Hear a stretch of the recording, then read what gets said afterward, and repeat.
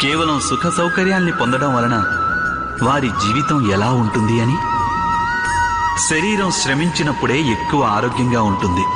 బుద్ధి కూడా కఠిన సమస్యల్ని ఎదుర్కొన్నప్పుడే అది తేజోవంతమవుతుంది. ఇది మనందరికీ అనుభవగతమే. బహుశా మనమిది మరచిపోతుంటాం.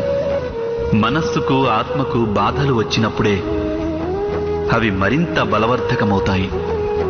అనగా మనం మన సంతానాన్ని శ్రమకు కష్టానికి దూరంగా ఉంచాలని ప్రయత్నించడం అంటే నిజానికి వారు సుఖపడే మార్గాన్ని మూసివేయడం కాదంటారా? మీరే ఆలోచించండి.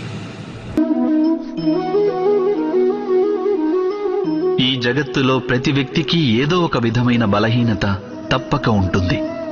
ఎలాగంటే ఒకడు బహువేగంగా పరిగెత్తలేకుంటే మరొకడు అధిక భారం మోయలేకపోవచ్చు. ఒకడు చికిత్స లేని రోగంతో